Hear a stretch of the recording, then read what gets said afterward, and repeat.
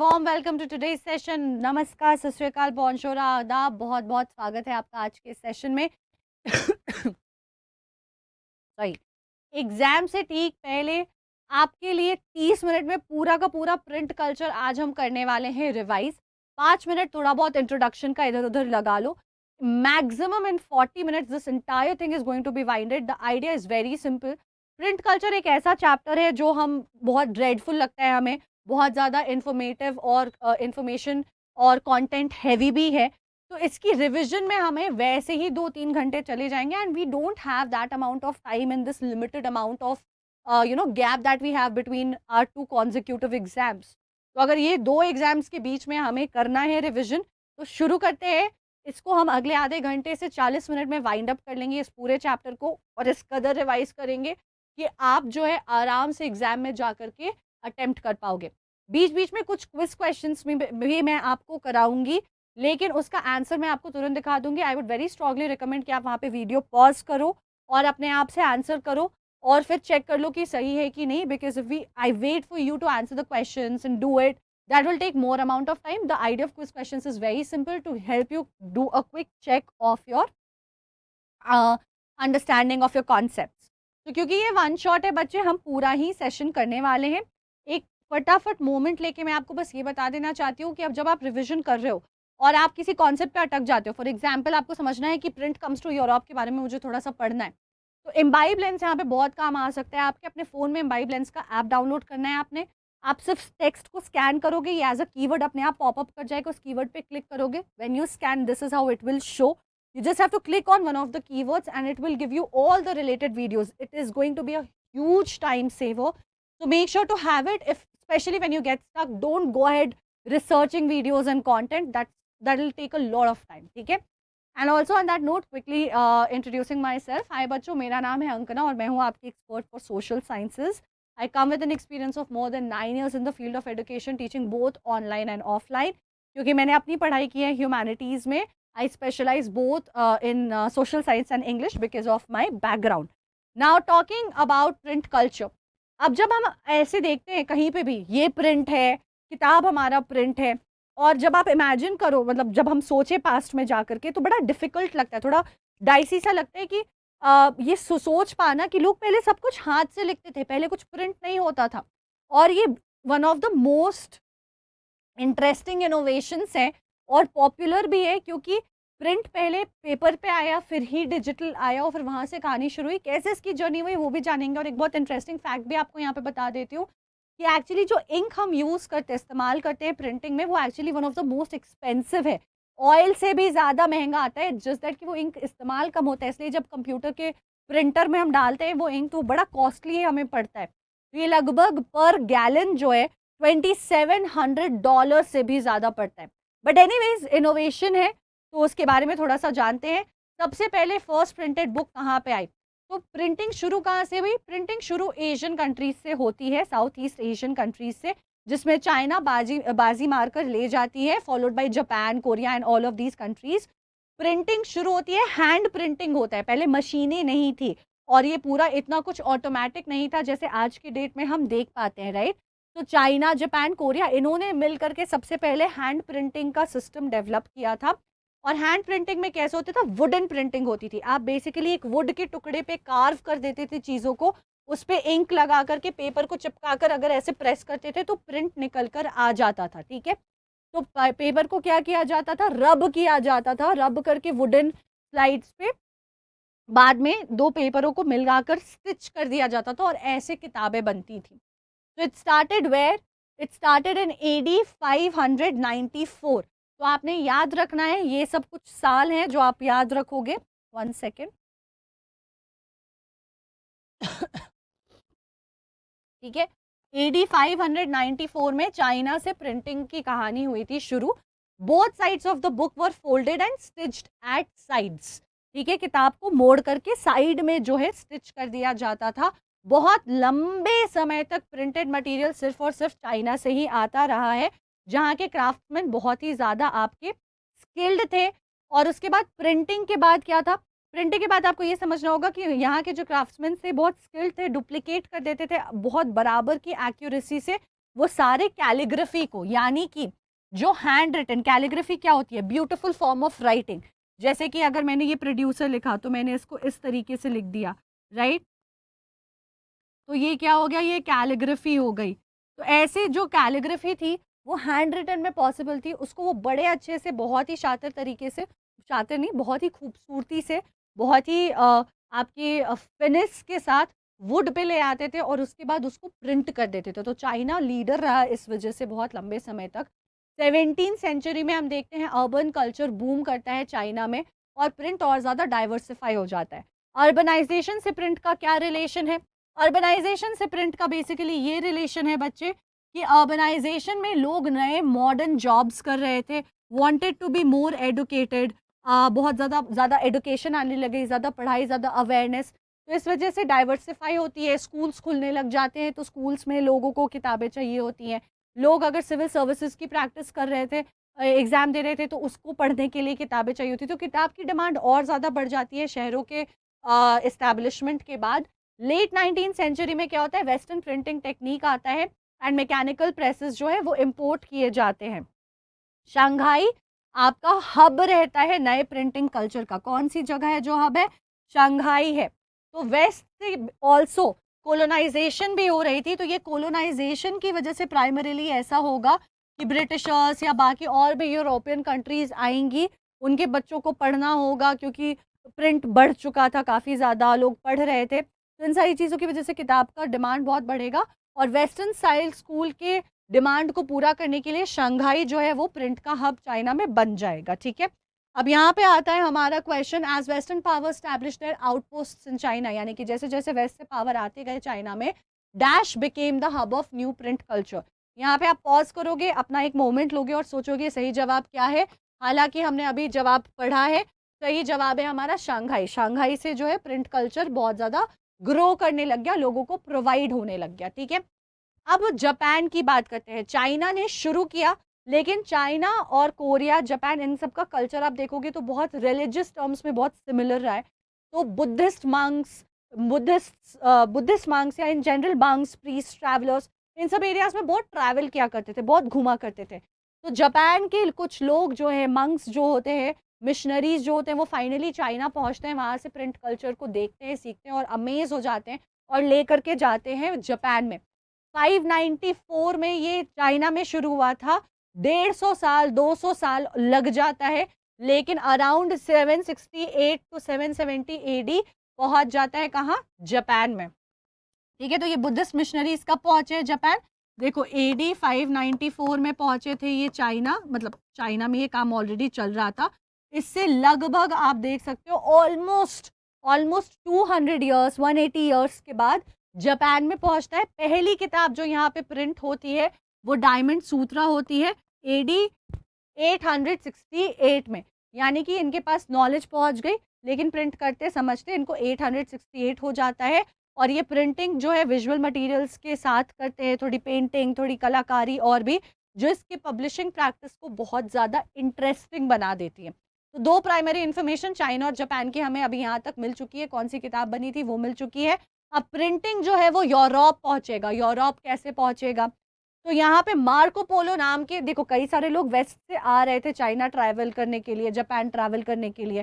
ठीक है, ट्रेडिंग बहुत ज़्यादा होती थी, सिल्क रूट में ट्रेडिंग होती थी उस समय, आपको याद होगा सिल्क रूट के बारे में हमने थोड़ा सा मेकिंग ऑफ ग्लोबल वर्ल्ड में भी पढ़ा हुआ है। तो 11th सेंचुरी में चाइनीज पेपर जो है सिल्क रूट के वाया पहुंचता है यूरोप, यानी कि ट्रेडिंग हो रही है, तो कभी कोई पर्चा प्रिंटेड मिल गया या कोई ट्रेडर वहां से आया, जैसे मार्क पोलो आए थे खुद यहाँ पे और उन्होंने देखा 1295 में कि अरे भाई यहाँ पे तो चाइना में अलग गदर मचा हुआ है, यहाँ लोग प्रिंटिंग कर रहे हैं। तो 1295 में मार्को पोलो आते हैं, प्लस ऑफ कोर्स ये पेपर जो है और ये प्रिंट जो है 11th सेंचुरी में, which is this is the time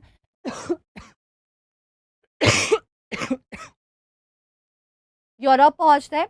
1295 में मार्को पोलो खुद पहुंचते हैं, उसके बाद प्रिंटिंग के बारे में जानते हैं, फिर ये नॉलेज लेकर के वो जाते हैं वापस इटली, बेसिकली यूरोप।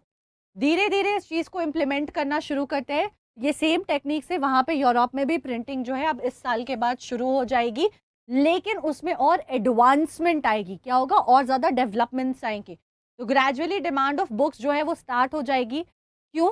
अब देखो यहाँ पे डिफरेंस, यहाँ पे शिफ्ट का इफेक्ट हमें समझना है। इफेक्ट हमें क्या समझना है,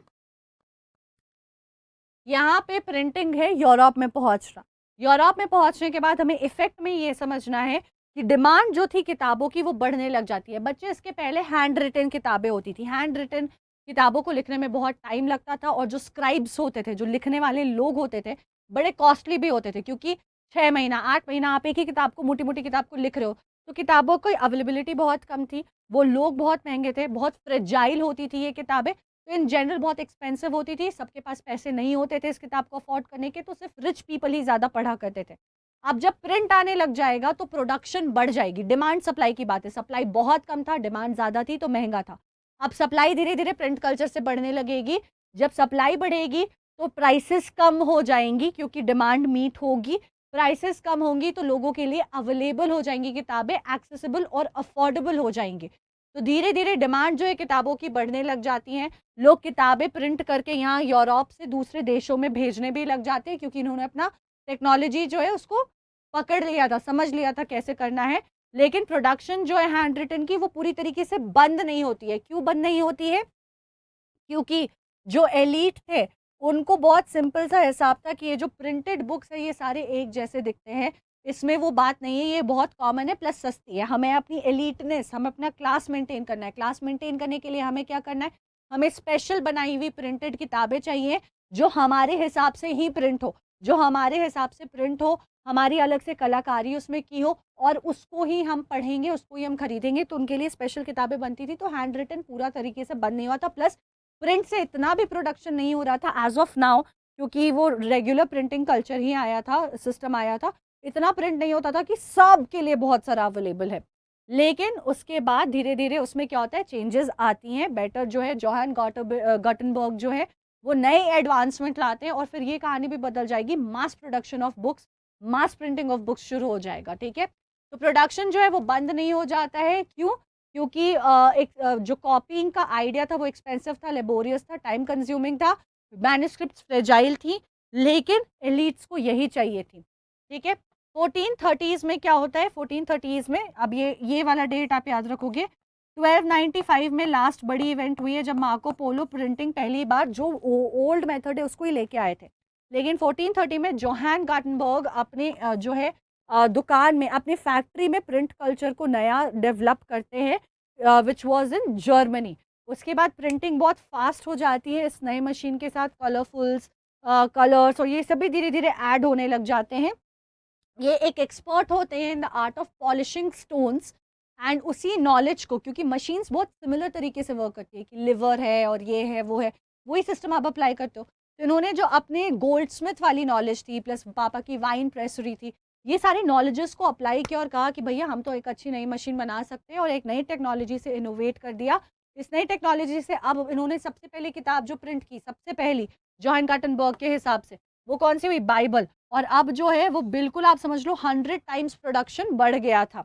तो इस अडेप्टेशन के बाद, इस नए अडॉप्शन सॉरी अडेप्टेशन या नए अडॉप्शन बोलो, नए टेक्निक के बाद, हैंड रिटन जो है अभी भी पूरी तरीके से रिप्लेस नहीं हुआ, ख़त्म नहीं हुआ, लेकिन बहुत ज़्यादा रिप्लेस हो गया था। बहुत ज़्यादा अब प्रोडक्शन होने लग गई थी प्रिंट की मदद से। ठीक है, अब हम बात करते हैं बुक्स जो बची थी, वो printed for rich left blank space for, okay yes, now एक इम्पॉर्टेंट इंफॉर्मेशन ये है कि जब हैंड रिटन चल रही थी किताबें, मतलब जब हैंड रिटन बराबर चल रही थी वुड ब्लॉक प्रिंटिंग के साथ साथ, तब जो है एलीट, उनको यही चाहिए होता था कि हमारा अलग कवर होगा, हमारा हैंड रिटन होगा, सब कुछ होगा। लेकिन अब जब प्रिंट इतना ज़्यादा आने लग गया तो अब यूनिकनेस थोड़ी सी क्या होगी, चेंज हो जाएगी। हैंड रिटन रहेगा लेकिन पूरी किताब हाथ से वो नहीं लिखवाएंगे, अब वो भी प्रिंट लेने लगेंगे, लेकिन थोड़ी सी उसमें कस्टमाइजेशन कराएंगे। यानी कि उनके लिए हल्की सी जगह छोड़ी जाती थी जहाँ पे वो अपने ब्लैंक स्पेस में अलग कलाकारी, ओरिएंटेशन और सॉरी ऑर्नामेंटेशन कराते थे, अलग डिज़ाइन बनवाते थे कि उनकी किताब बाकियों से थोड़ी सी डिफरेंट लगे।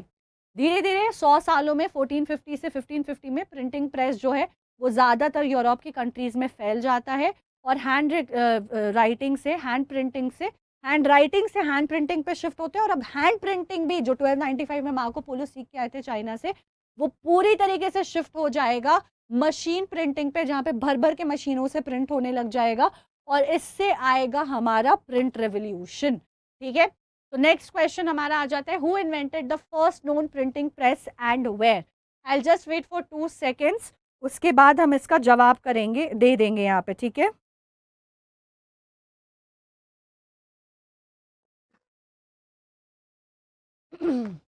Okay, it was Johann Gutenberg in Germany. किसने किया? जोहान गाटनबर्ग ने जर्मनी में कर दिया। ठीक है, the print revolution and its impact. अब रेवोल्यूशन आ गया।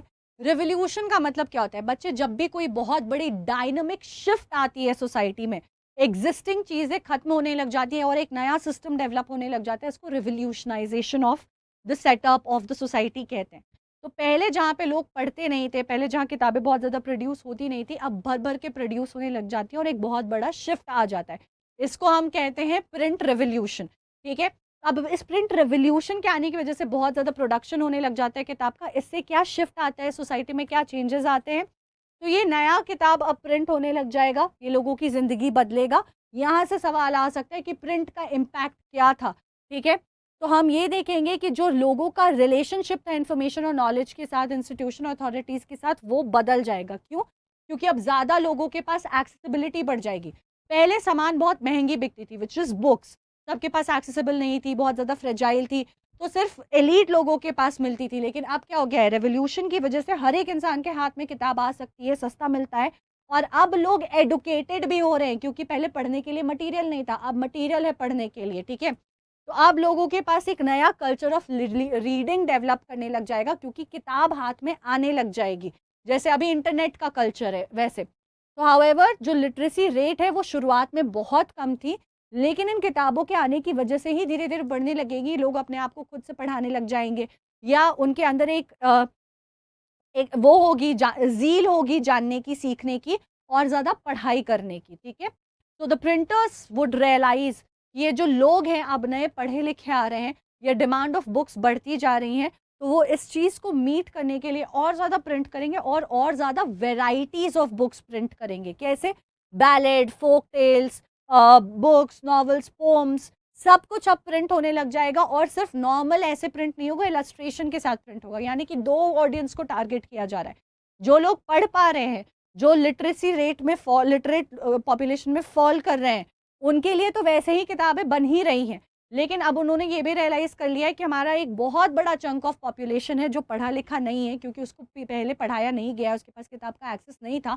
उनको भी अट्रैक्ट करना है, तो उनको भी हाथ में किताब पकड़ाने के लिए इन्होंने क्या किया, पिक्चर्स के साथ बना दिया किताबें, कि आप पढ़ नहीं भी पा रहे हो तो आप फोटो देख करके समझ जाओगे। तो आप देख रहे हो कि कैसे शिफ्ट लाया जा रहा है प्रिंटिंग में धीरे धीरे। Then with all of that happening, now what happens next? Print revolution आ गया, एक रीडिंग मेनिया जाग गया लोगों के अंदर। मेनिया क्या होता है? पागलपन। पागलपन कब होगा? ओटीटी का मेनिया चल रहा है अभी, ठीक है, जहाँ पे Netflix and Soni live and Jio cinemas and Hotstar and all of these things, everyone is watching series, movies. क्यों? क्योंकि अब सबके हाथ में बड़े आराम से, पहले लोग सब लोग थिएटर नहीं जाते थे, अब थोड़े से पैसे दे करके आपके पास ओटीटी प्लेटफॉर्म है, सब लोग सीरियल देख रहे हैं, सब लोग मूवीज देख रहे हैं। तो एक मेनिया जाग गया है, क्योंकि सबके पास एक्सेसिबिलिटी बढ़ गई है। तो वैसे ही रीडिंग मेनिया जाग गया था लोगों के अंदर, सबके पास किताबों का एक्सेस आ गया था। लेकिन साथ ही साथ उसके साथ एक फियर ऑफ प्रिंट भी आ गया था, क्योंकि अब कोई भी कुछ भी प्रिंट कर सकता था, कोई भी इंफॉर्मेशन कहीं तक भी पहुंचा सकता था। तो लोगों ने क्या करना शुरू कर दिया, रिबेलियस थॉट्स, जो नेगेटिव थॉट्स भी थे, क्योंकि कोई सेंसरशिप नहीं है, कोई लिमिटेशन नहीं है, कोई कुछ भी प्रिंट कर रहा है, कोई कुछ भी लिख रहा है।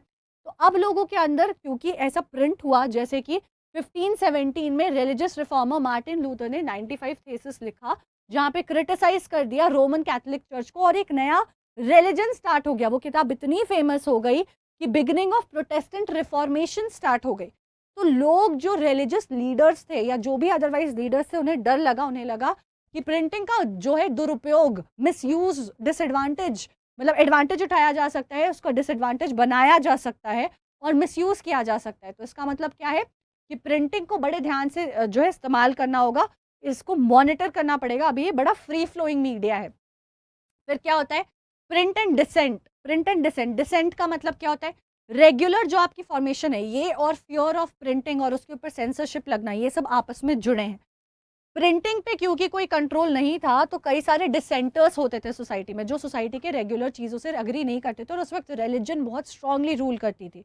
तो जो भी रेबेलियस लोग थे ना, वो प्रिंट का सहारा लेते थे। तो लोगों के अंदर डर होने लग गया कि प्रिंट की मदद से कोई कुछ भी करने लग जाएगा। तो 16th सेंचुरी में जैसे मनोकियो, उन्होंने ही started reading books available in his locality, और इंटरप्रेट कर दिया बाइबल के पूरे मैसेज को, and formulated a view of God and creation that enraged the Roman Catholic Church. तो जो एग्जिस्टिंग चर्च है उनको बिल्कुल गुस्सा आ गया कि इन्होंने बाइबल को बिल्कुल अलग रोशनी में दिखा दिया, कहीं ना कहीं गलत रोशनी में भी दिखा दिया। तो मेनोकियो को इसलिए जो है कई बार वार्न किया गया, हॉल अप किया गया, बट नहीं सुने, तो बाद में एग्जीक्यूट कर दिया जाता है। फिर 1558 से इन्होंने कह दिया कि आप कौन सी किताबें नहीं प्रिंट करोगे, कौन सी किताबें नहीं बांटोगे सोसाइटी में, उसकी एक लिस्ट बना दी 1558 में। ठीक है, वो लिस्ट बना करके बांट दी कि ये किताबें जो हैं अब नहीं बिकेंगी सोसाइटी में। ठीक है, यहाँ पे आता है John Gutenberg index of prohibited books 95 thesis, किसने क्या किया। तो I am gonna just match it for you, but I am sure you will be able to do this by yourself. तो बच्चे, ये यहाँ पे printing press and Roman Church. तो अब प्रिंट को कंट्रोल करना भी शुरू कर दिया जाता है, और लिमिटेशंस लगाई जाती है कि प्रिंटिंग में भी थोड़ी सी रेगुलराइजेशन होगी। ठीक है, रीडिंग मेनिया मैंने आपको समझा दिया है कि लिटरेसी रेट 18th सेंचुरी में हम देखते हैं, जहाँ पे पहले बहुत कम हुआ करती थी, वो अब 18वीं सेंचुरी तक, यानी कि 2 सेंचुरी के अंदर में 60 to 80% पहुंच जाती है। जहाँ पे 20-22% होती थी, उससे 60 to 80% पहुंच जाती है। अब स्कूल्स भी ओपन होने लग जाते हैं, और स्कूल्स की डिमांड को मीट करने के लिए, स्टूडेंट्स के लिए बुक सप्लाई करने के लिए नए नए प्रेस सेट होंगे, ताकि वो बुक्स को स्कूल्स तक पहुंचा सके और बच्चे पढ़े लिखे निकल सके। तो ये रीडिंग मेनिया की वजह से हो रहा है, वो पागलपना जो रीडिंग और ज़्यादा बिल्ड हो रहा है, रेवोल्यूशनाइज कर रहा है सोसाइटी को, स्प्रेड करता है यूरोपियन कंट्रीज में, due to which wanted production जो थी बुक्स की, वो और ज़्यादा बढ़ जाती है। कई सारे फॉर्म्स ऑफ रीडिंग होते हैं, सिर्फ लिटरेरी पर्पज से, इन्फॉर्मेशन पर्पज से नहीं, एंटरटेनमेंट पर्पज से भी रीडिंग चालू हो जाती है। और बुक्स को अलग अलग साइजेस में अवेलेबल कराया जाता है, ताकि हर एक क्लास एक्सेस कर सके। बड़ी महंगी किताबें भी होती हैं, साथ में चीप बाइंडेड किताबें भी होती हैं, सस्ती किताबें भी होती हैं। अलग अलग पर्पस और अलग अलग इंटरेस्ट के लिए लोगों तक पहुंचाई जाने लग गई थी। इनफैक्ट सो मच सो कि फ्रेंच रेवोल्यूशन में भी बहुत ज़्यादा इफेक्ट रहा है रीडिंग मेनिया का और प्रिंट कल्चर का। हमने देखा है कि French revolution was inspired by philosophers did not have a particular leader per se. तो Voltaire, Rousseau, Jacques, Jean Jacques Rousseau, ऐसे कई सारे लोग थे जिन्होंने, जो फिलोसोफर्स थे, और उनकी किताबें और फिलोसफीज पढ़ के ही लोग इंस्पायर हुए। जो इलिटरेट थे और पढ़ नहीं भी पा रहे थे, उनके लिए रीड अलाउड किया जाता था पूरे समाज में, पूरे सोसाइटी में, या भीड़ में, क्राउड में, और उससे पढ़ी हुई चीज़ें, पैम्फलेट्स वगैरह जो सर्कुलेट हो रही थी, उसके आइडियाज़ को ही सर्कुलेट किया जाता था, और उससे लोग बहुत ज़्यादा इंस्पायर हुए थे। ठीक है, तो historians clearly agree that print helped a lot. Print की वजह से बहुत, अब प्रिंट की वजह से क्या हुआ, सब लोग इन्फॉर्मेटिव, इन्फॉर्म्ड होने लग गए। तो जब आप इन्फॉर्म्ड होते हो, अवेयर होते हो, इनलाइटेंड होते हो, तो आप रेगुलर सिस्टम को क्वेश्चन करते हो कि राजा मेरे साथ जाति क्यों कर रहा है, मेरे राइट्स कहाँ हैं, मैंने पढ़ा है कि ये गलत है। तो लोगों ने क्वेश्चन करना शुरू किया, और 1780s तक हम देखते हैं कि लिटरेचर जो है वो भर भर के मिलने लग गया, जो रॉयल्टी को क्रिटिसाइज करने लग गया, उनकी मोरालिटी को, उनकी डोमिनेशन को क्वेश्चन करने लग गया। ठीक है, तो again many historians have argued that print created the condition with which the French Revolution occurred. Choose the current statement in the regards. Please pause the video over here so that you're able to answer this question. ठीक है, यहाँ पे थोड़ा सा pause करके अपने लिए जवाब जो है वो चेक कर लेना। ठीक है, ऑप्शन डी होगा। Now 1 second. अब 19th सेंचुरी में क्या चेंजेस आते हैं, हमने 18th सेंचुरी तक देख लिया कि बहुत ज़्यादा बढ़ गया है रीडिंग कल्चर, बहुत ज़्यादा इन्हांस हो गया है, लोग, पॉपुलेशन बहुत बढ़ गई है। Large number of new readers among children, women, workers, हर जगह जो है बढ़ने लग जाती है, क्योंकि लिटरेसी रेट बहुत बढ़ गई है। हर जगह आप भर भर के रीडर्स आने लग गए हैं। ठीक है, विमेन जो अनएम्प्लॉयड थी, मतलब हाउस वाइफ्स हुआ करती थी, उनके लिए भी किताबें बनने लग गई थी, और उनके लिए, क्योंकि और कोई काम नहीं होता था, मन बहलाने का, लेजर का, एंटरटेनमेंट का, बुक और रीडिंग जो है वो बहुत अच्छा सोर्स हुआ करता था। ठीक है, फ्रॉम लेट 19th सेंचुरी हम देखते हैं कि प्राइमरी एजुकेशन को कंपलसरी भी बना दिया जाता है। आपको याद होगा फ्रेंच रिवॉल्यूशन में भी हमने देखा है कि औरतों के लिए एजुकेशन को कंपलसरी बना दिया जाता है, तो यानी कि किताबें भी और प्रोड्यूस हो रही होंगी उनको प्रोवाइड करके स्कूल्स में पढ़ाने के लिए। 1857 में चिल्ड्रन प्रेस सेटअप किया जाता है फ्रांस में, जो ऑफ कोर्स इस लिटरेचर को ही डेडिकेटेड था बच्चों के लिए।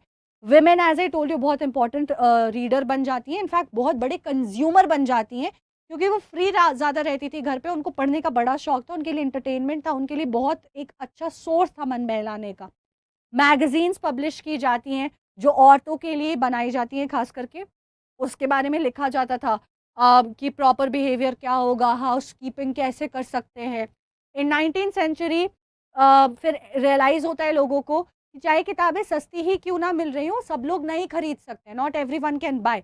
तो because everyone can not buy, libraries भी सेट करने लगे जाने लग गए, ताकि जो लेबरर्स थे, जो वर्कर्स थे, वो जा कर के इन लाइब्रेरी से व्हाइट कॉलर वर्कर्स यानी कि लेबरर्स, लोअर मिडिल क्लास, वो खरीद नहीं सकते, क्योंकि अगर आपने किताब एक बार में भले 50 रुपए की मिल रही हो, सस्ती है, लेकिन किसी गरीब के लिए या जो वर्कर है, लेबरर, डेली वेज वर्कर, उसके लिए वो 50 रुपए भी बहुत है, क्योंकि उसने 50 रुपए की किताब खरीद ली जब, तो वो एक बार पढ़ने के बाद उसके लिए वो 50 रुपए वेस्ट है। अब उसके पास वो किताब दोबारा काम नहीं आएगी, बट वहीं पे वो 8 रुपए दे करके, 10 रुपए दे के, 5 रुपए दे के उसको रेंट कर सकता है, पढ़ सकता है और वापस कर सकता है किताब।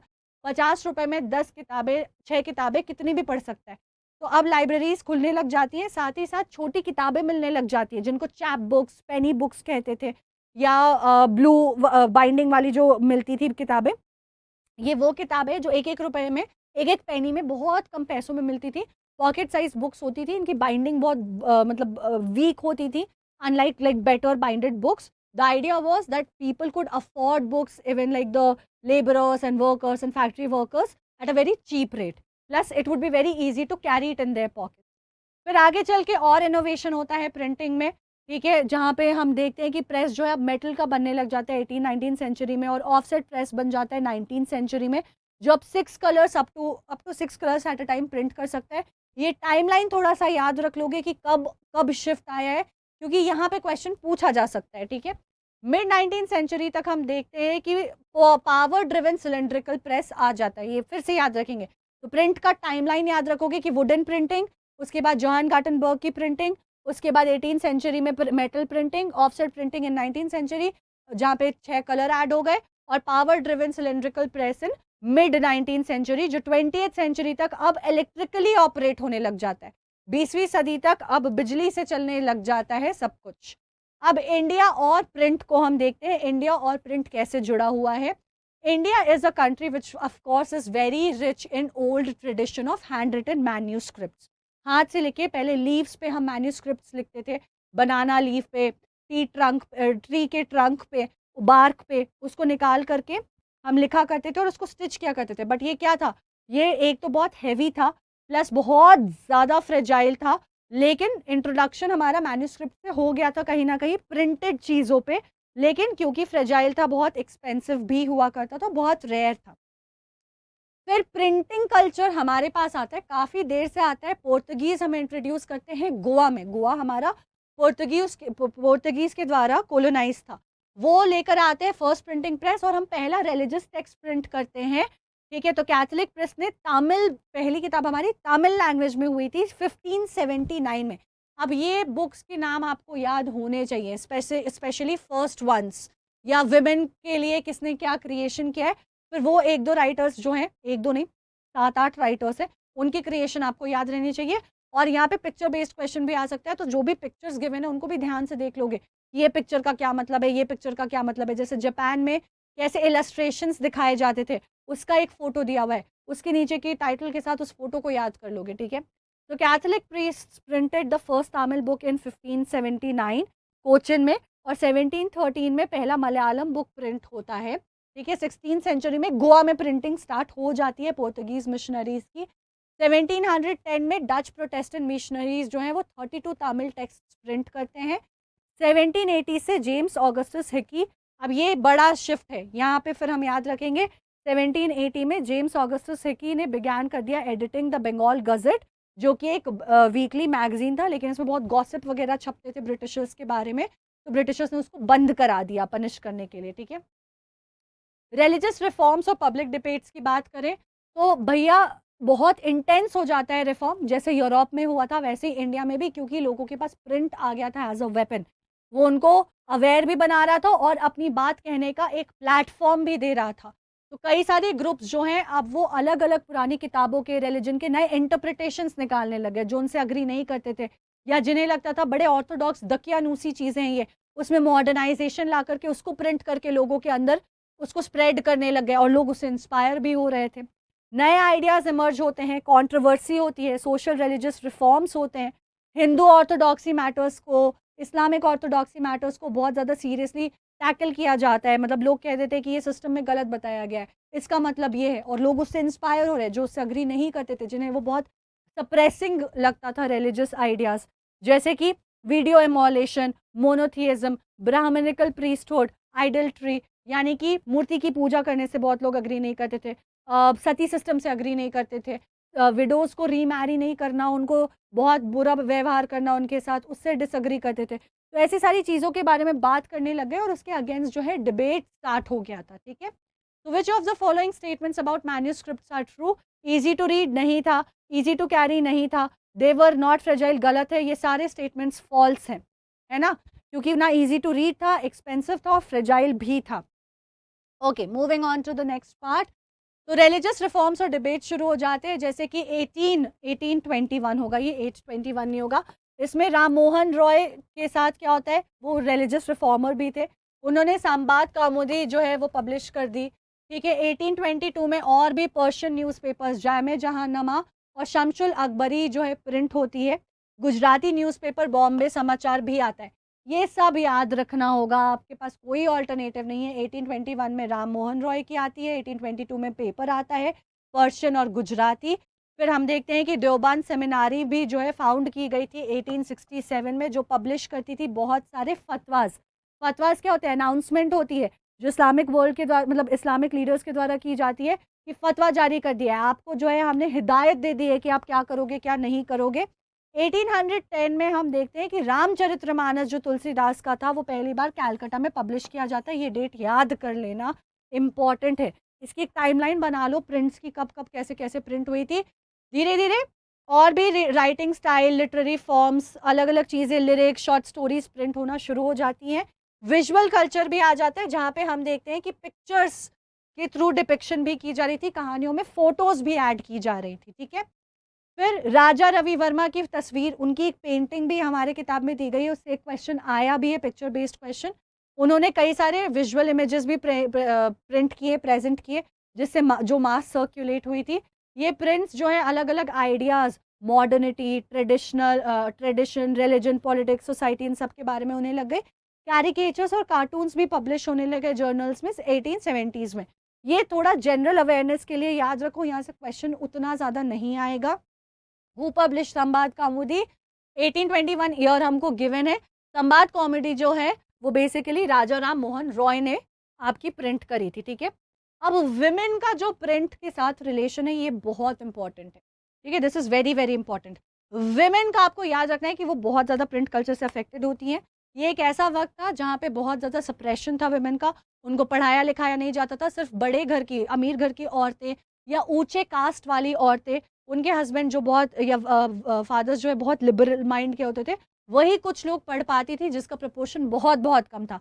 लेकिन इस प्रिंट कल्चर के आने की वजह से लोग अपने आप को एडुकेट, औरतें अपने आप को एडुकेट करने लग जाती हैं, इनफैक्ट लिखने भी लग जाती हैं छुप छुपा करके, लेकिन अपने कंडीशंस के बारे में, जैसे कि एक विडो की हालत क्या होती है, या हाई कास्ट फैमिलीज़ में जो बहुएं होती हैं उनको कैसे ट्रीट किया जाता है, ये सारी चीज़ों के बारे में वो अपनी प्रॉब्लम्स के बारे में लिखने लग गई थी, ठीक है। तो ये हमने समझ लिया कि कुछ लोगों को पढ़ाया जाता था, ज़्यादातर मानते थे कि एडुकेटेड विडोज़, सॉरी, हिंदूज़ का ये मानना था कि अगर औरतों को एडुकेट कर दो तो वो जल्दी विधवा हो जाएँगी, विडो हो जाएँगी, उनके हस्बैंड की मौत हो जाएगी। तो ये सारे कई सारे सुपरस्टिशंस थे, ऑर्थोडॉक्स अंडरस्टैंडिंग ये थी। मुस्लिम्स को लगता था कि अगर वो लड़कियों को पढ़ा देंगे, वेस्टर्न कल्चर से वो करा देंगे, तो उनका दिमाग खराब हो जाएगा, स्पॉइल हो जाएँगी, वो करप्ट हो जाएँगी, रोमांस पढ़ कर के, ठीक है। अब क्रिएशन की बात करते हैं। Please remember all the creations of all the females, very important. 19th century में राजचुंदरी देवी ने लिखा था ऑटो बायोग्राफी अमार जुबान। अमार जुबान मीन्स मेरी जुबानी, मेरे जुबान से, through my mouth. Her autobiography in 1876, जहाँ पे she spoke about her life. Kailash Bashini Devi जो बंगाली थी, बंगाल में ज़्यादा आप देखोगे राइटर्स थे फीमेल भी, वो घर में ही बंद रहती थी, उनको कोई एजुकेशन नहीं दिया जाता था, घर का काम करने के लिए फोर्स किया जाता था। She wrote again novel about her story. Tamil novel जो है और भी वो एक्सप्रेस करते थे कि औरतों के साथ कैसे रीडिंग डिनाई किया जाता है, कैसे उनके साथ प्रॉब्लम होती है। ताराबाई शिंदे और पंडिता रामाबाई महाराष्ट्र की 1880s में थी, वो अपर कास्ट हिंदू वुमेन के प्लाइट के बारे में, प्रॉब्लम्स के बारे में लिखती थी। बेगम रुकिया शेखावत हुसैन ने भी, जो कि खुद एक एडुकेशनिस्ट और लिटरेरी फिगर थी, उन्होंने भी लिखा है, और जो पेट्रियार्की थी और मेन का जो मतलब डोमिनेशन था और एजुकेशन डिनाइड था वुमेन को, उसको क्रिटिसाइज किया है। ठीक है, वुमेन एंड प्रिंट की बात करें और आगे, तो बाई 1870s हमने देखा कि प्रोग्रेस होता है। पंजाब में भी प्रिंट होने लग जाती है, लेकिन वैसे किताबें होती हैं जो औरतों को कैसे सभ्य तरीके से बिहेव करे, कैसे अच्छा वेल बिहेव बने, ये सिखाती थी। तो बाई 20th सेंचुरी राम चड्डा स्त्री धर्म विचार ये पब्लिश होने लगा। खालसा ट्रैक्ट सोसाइटी ने और भी कुछ सस्ती किताबें इन्हीं मैसेज के अराउंड, वेल बिहेव्ड वुमेन के अराउंड पब्लिश की। बटाला में हमने देखा कि an entire area in central Calcutta was totally devoted to just printing books. Late 19th century थे, a lot of these books were profusely illustrated, यानी कि बहुत ज़्यादा visual content, picture and all of these things आने लग गए। Peddlers थे कई सारे जो बटाला पब्लिकेशन से किताबें लेते थे और ले जा करके घर में औरतों को बेचते थे, क्योंकि औरतें जाकर मार्केट में हमेशा खरीद नहीं सकती थी। ठीक है, तो क्वेश्चन आता है कि अर्ली 20th सेंचुरी में रामचड्डा स्त्री धर्म विचार taught women to be obedient housewives, which is absolutely correct। Punjab में ये शुरू हो गया। एंड प्रिंट और पुअर पीपल की बात करें तो सस्ती किताबें लोगों को क्रॉस रोड्स पे पेनी बुक्स की तरह इंडिया में भी दी जाती थी। लाइब्रेरीज भी 20th सेंचुरी में सेटअप की गई थी। 19th सेंचुरी में कास्ट डिस्क्रिमिनेशन के अगेंस्ट लोगों ने बहुत कुछ लिखा, बताया। फैक्ट्री वर्कर्स जो हैं वो पढ़े लिखे नहीं थे, तो लेकिन प्रिंट कल्चर के साथ पढ़ने लिखने लग गए। इन चीज़ों के बारे में जान करके अपने एक्सपीरियंस को नोट डाउन भी करने लग गए। मतलब they started writing and producing novels, जैसे कि ज्योतिबा फुले गुलामगिरी लिखा था उन्होंने। वो वैसे तो मतलब इस क्लास के नहीं थे, बट ज्योतिबा बाई फुले ने गुलामगिरी लिखी है, जो हाईलाइट करती है कास्ट सिस्टम, विमेन इनके अगेंस्ट की problem. Doctor B R Ambedkar और ए वी रामास्वामी नायकर ने भी कास्ट सिस्टम के अगेंस्ट लिखा था। ठीक है, देन आपका कैलाश बाबा, आप याद रखोगे, बड़े छोटे का हिसाब इन 1938 ही published, which was about the class difference in the caste difference.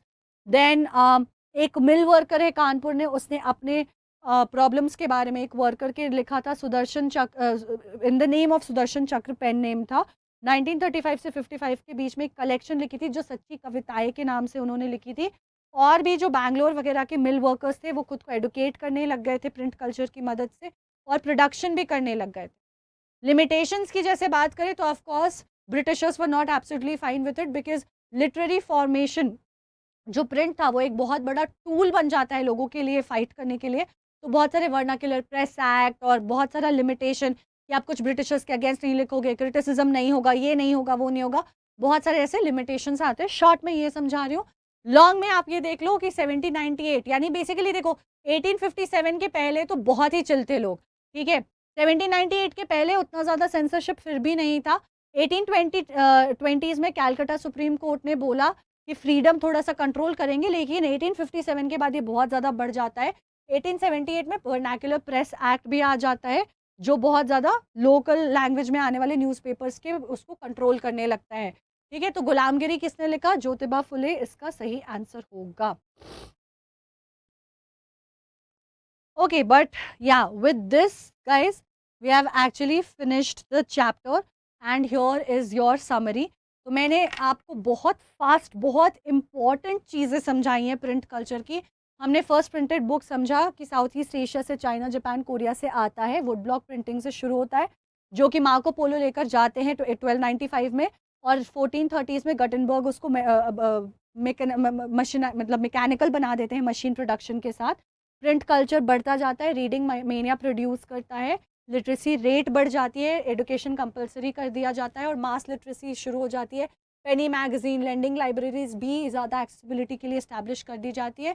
India में भी पोर्तुगीज़ लेकर के आए थे और धीरे-धीरे हर जगह स्प्रेड होता है और रिलीजियस रिफॉर्म और पब्लिक डिबेट्स बहुत ज़्यादा इसकी वजह से शुरू होता है और उसके बाद प्रिंट और सेंसरशिप भी हमने समझ लिया है। तो इसी के साथ आपको एक फिर से रिमाइंडर दे दूँ कि इम्बाइब के ऐप पे हम ऐसे बहुत सारे सेशंस और करा रहे हैं। सो स्टे ट्यून्ड, मैराथन भी होगा जहाँ पे पूरा सिलेबस रिवाइज़ होगा, तो वो आपको मिस नहीं करना है। Plus imbibe is going to be available for free only for next few days. Make sure that you are not missing out on it and you always have the virtual learning experience, जिससे आप आगे चल के practicals भी बहुत अच्छे से कर सकते हो अपने। और अपने डाउट रेजोल्यूशन के लिए आपको यहाँ पे जाना है और वहाँ पे क्लिक करते ही व्हाट्सएप पे जाकर आप डाउट रिजॉल्व कर पाओगे। And if you have not joined our Telegram channel, please make sure to do that. So I think what in 40 minutes I have finished this entire chapter with all the introduction and summarization. So I hope this helps you. I will not go ahead and waste more, take more time, more of your time. I want you to move on and revise whatever else you want to revise. So with this, we have done this. I'll see you guys soon. All the very best for your preparation, guys. I'm sure you're going to rock the exam. Do not forget to hit the like button if you feel this video was helpful, and also share with your friends because I'm sure unko bhi jaldi revise karna hoga. Do tell me in the comment section what are the videos of such kind you need. And do not forget to subscribe to the channel. Stay tuned and keep imbibing. Keep imbibing. We believe in you.